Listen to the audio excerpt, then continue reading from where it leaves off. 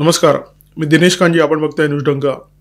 1998 साली पंतप्रधान अटल बिहारी वाजपेयी यांच्या नेतृत्वाखाली भारताने पोखरणमध्ये अणुस्फोट केला होता आणि त्यानंतर लगेचच वाजपेयींनी नो फर्स्ट यूज हे धोरण जाहीर केलं होतं.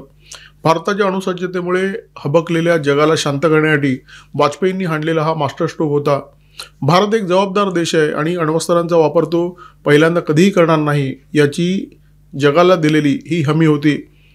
आता बरीच वर्ष लोटलेली आहेत आणि बऱ्याच वर्षानंतर भारत आपल्या या धोरणाचा फेरविचार करतोय का असा प्रश्न जगात अनेकांना पडलेला आहे. तसे संकेतसुद्धा मिळायला लागलेले आहेत.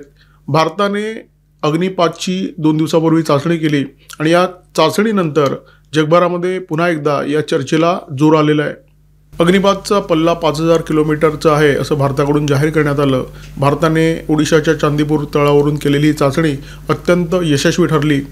मल्टिपल इंडिपेंडंट टार्गेटेबल रिएंट्री व्हेकल अर्थात MIRV या तंत्रज्ञानाने हे क्षेपणास्त्र सुसज्ज करण्यात आलेलं आहे. याचा अर्थ काय? याचा अर्थ असा आहे की या क्षेपणास्त्रामध्ये एकाच वेळी अनेक ठिकाणी मारा करण्याची क्षमता आहे. म्हणजे एक क्षेपणास्त्र सोडलं तर 10 लक्ष्यांना हे क्षेपणास्त्र भेदू शकतं, 10 पेलोड वाहून घेऊन जाऊ शकतं आणि त्याच्यामुळे या क्षेपणास्त्राच्या बाबत सगळ्या जगामध्ये जर चर्चा झाली तर त्याच्यामध्ये नवल काहीच नव्हतं. सगळा पाकिस्तान, चीनचा बराचसा भाग आणि युरोपचा काही भाग या क्षेपणास्त्राच्या टप्प्यात येतो. अग्नी 5ची चाचणी करून भारताने आपल्या वाढत्या सामरिक सज्जतेचं दर्शन जगाला पुन्हा एकदा करून दिलेलं आहे. अमेरिकेशी वाढलेला तंटा, चीनशी निर्माण झालेली जवळीक आणि बदलती भूराजकीय समीकरणं याच्या पार्श्वभूमीवर भारताने अग्नी 5ची चाचणी केलेली आहे. चीनचे परराष्ट्रमंत्री वांग यी हे 2 दिवसाच्या भारत भेटीवर होते. ते अफगाणिस्तानला रवाना झाल्यानंतर भारताने ही चाचणी आटोपून घेतलेली आहे.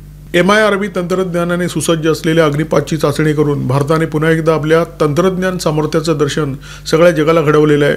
सामरिक समीकरणामध्ये भारताने हा एक नवा अध्याय जोडलेला आहे आणि त्यामुळे जगभरामध्ये याची चर्चा होणं अत्यंत स्वाभाविक आहे. ऑपरेशन सिंदूरनंतर अमेरिकी विश्लेषक डेरेक ग्रॉसमन हे भारताच्या प्रेमात पडले होते. भारताच्या सामरिक सामर्थ्याचं, भारताच्या अचूक मारेचं त्यांनी प्रचंड कौतुक केलं होतं. या ग्रॉसमनना या अग्नी 5च्या चाचणीनंतर प्रश्न पडला आहे. त्यांना प्रश्न पडला आहे की भारत आपल्या नो फर्स्ट यूज या धोरणावर अजूनही कायम आहे का आणि त्याची काही ठोस कारणं आहेत. 1998 पोखरण अणु चाचणी केल्यानंतर भारताने नो फर्स्ट यूज या धोरणाची घोषणा केली होती. याचा अर्थ नेमका काय आहे? याचा अर्थ असा आहे की भारत अण्वस्त्रांचा प्रथम वापर कधीही करणार नाही. म्हणजे अण्वस्त्रांचा वापर करून आम्ही कोणावर हल्ला करणार नाही, परंतु कोणी जर आमच्यावर अण्वस्त्रांनी हल्ला केला तर त्याचं प्रत्युत्तर देण्यासाठी आम्ही या अण्वस्त्रांचा वापर करू. आणि या धोरणाबद्दल आता जगाला प्रश्न पडत आहेत. डेरेक ग्रॉसमन यांनी हा प्रश्न उपस्थित केलेला आहे. नो फर्स्ट यूज या धोरणाची घोषणा केल्यानंतर भारताला जे काही साध्य करायचं होतं ते साध्य झालं सुद्धा.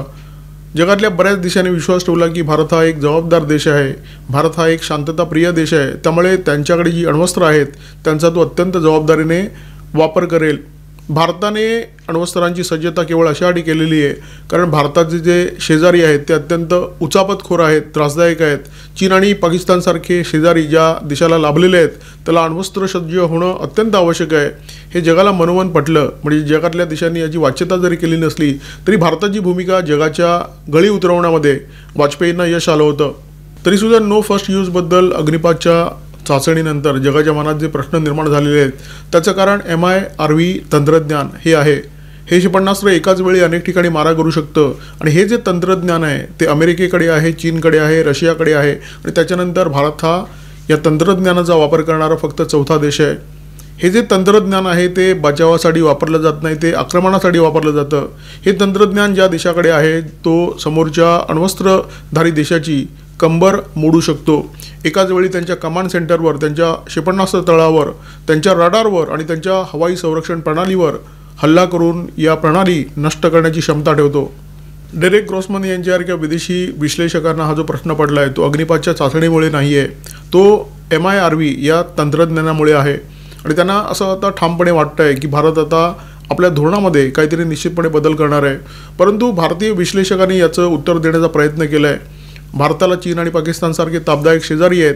चीन हायपरसोनिक मिसाईल आणि MIRV तंत्रज्ञानाने पूर्णपणे सज्ज आहे आणि अशा परिस्थितीमध्ये जर चीनला प्रत्युत्तर द्यायचं आहे, भारताच्या शेजाऱ्यांना जर प्रत्युत्तर द्यायचं आहे, पाकिस्तानकडे हे दोन्ही नाही आहे.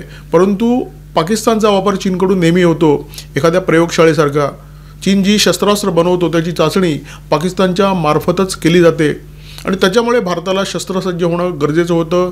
MIRV तंत्रज्ञानाचा वापर करून क्षेपणास्त्र बनवणं अत्यंत गरजेचं होतं आणि भारत आपली ही भूमिका आता जगाच्या समोर ठेवण्याचा प्रयत्न करतोय. आता भारताच्या नो फर्स्ट यूज धोरणाबद्दल जी चर्चा होते त्याचे काही संदर्भसुद्धा आहेत आणि हे संदर्भ भारताने पुरवलेले संदर्भ आहेत.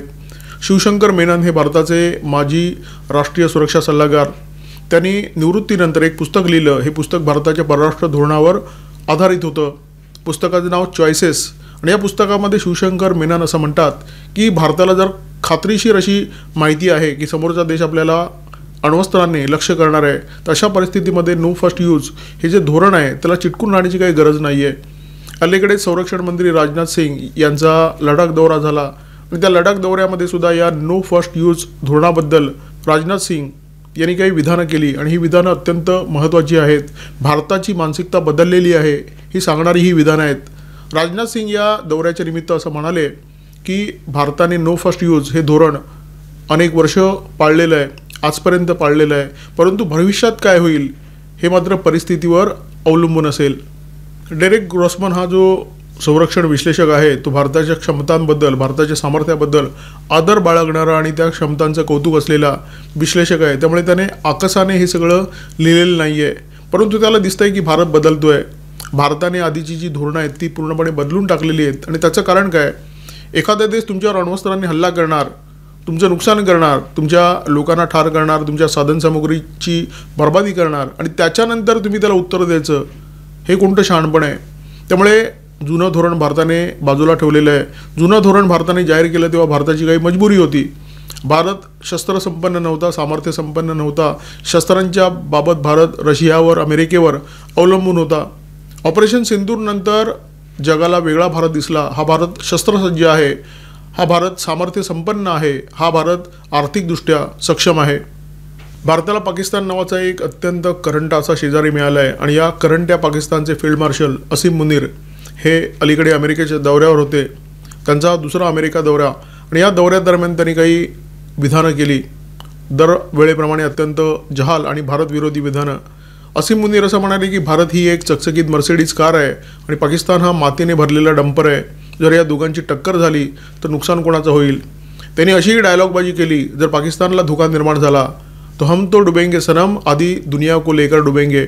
भारताची श्रीमंती, भारताची संपन्नता आणि भारताचं सामर्थ्य पाकिस्तानला नेहमीच खूपत आलेलं आहे. पाकिस्तानच्या नेत्यांची या संपन्नतेकडे बघून नेहमीच जळजळ चालू असते आणि ज्या देशाला अशा प्रकारचे करंटे शेजारी लाभलेले आहेत त्यांना शस्त्रसज्ज होण्याच्याशिवाय दुसरा कोणताही पर्याय नाही आहे.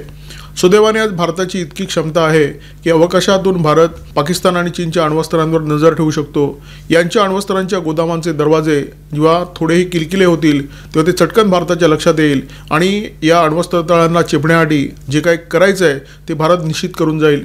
आणि म्हणूनच भारत MIRV तंत्रज्ञान सज्ज करतोय आणि अग्नी 5 हे जे क्षेपणास्त्र आहे हे या तंत्रज्ञानाने सुसज्ज असं तंत्रज्ञान आहे.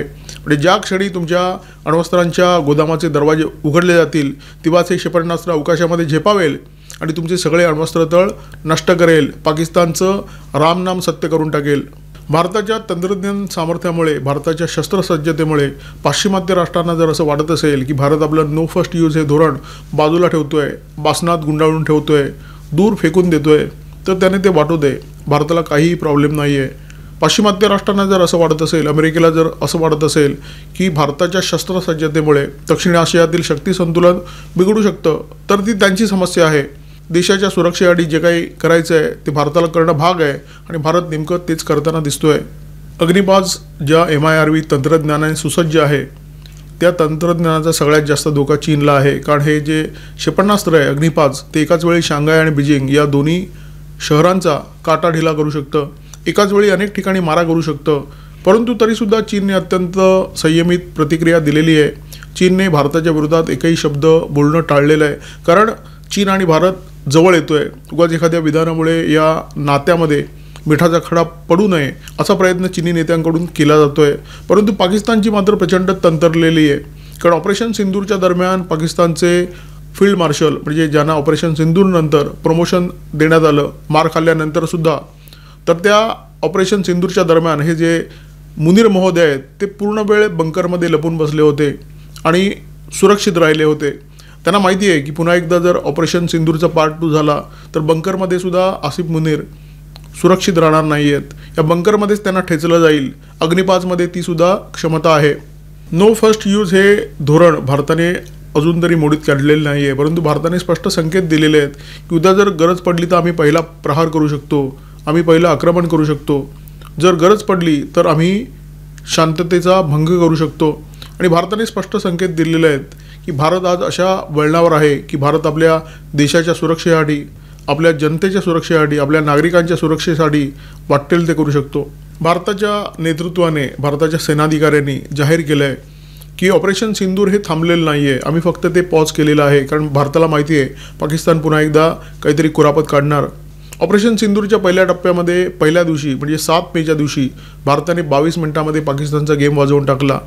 22 मिनिटांमध्ये पाकिस्तानचे 9 दहशतवादी तळ भारताने नष्ट केले। ऑपरेशन सिंदूरच्या काळामध्ये भारताने जी काही कमाल केली ती ब्रह्मोस मिसाईल्सची कमाल होती। तेव्हा भारताकडे अग्निपाच हे क्षेपणास्त्र नव्हतं, MIRV हे तंत्रज्ञान नव्हतं, आणि त्यामुळे भारताची जी मारकक्षमता होती ती मर्यादित होती। परंतु या मर्यादित मारकक्षमतेमध्ये भारताने पाकिस्तानची व्यवस्थित ठासून ठेवली। भारताची एक विशेषता आहे, अमेरिका आणि चीनसारखा भपका भारत कधीही करत नाही। विशेषतः आपल्या शक्ती प्रदर्शनाची जेव्हा वेळ येते तेव्हा भारताकडे जेवढं गोदाममध्ये आहे त्याच्या 10% तो शोकेशमध्ये दाखवतो। गोदामात काय आहे ना अमेरिकेला माहिती आहे, ना चीनला माहिती आहे, ना पाकिस्तानला माहिती आहे। आणि भारताची ही जी लपलेली क्षमता आहे ती कदाचित ऑपरेशन सिंदूरच्या दुसऱ्या टप्प्यामध्ये जगाला दिसण्याची शक्यता आहे। अग्निपाच ही तर फक्त झलक आहे, आणि ही छोटीशी झलकसुद्धा जगभरामध्ये भारताच्या नो फर्स्ट यूज या धोरणाबाबत चर्चा घडवण्यासाठी पुरेशी ठरते। तुर्तास या व्हिडिओमध्ये थांबतोय।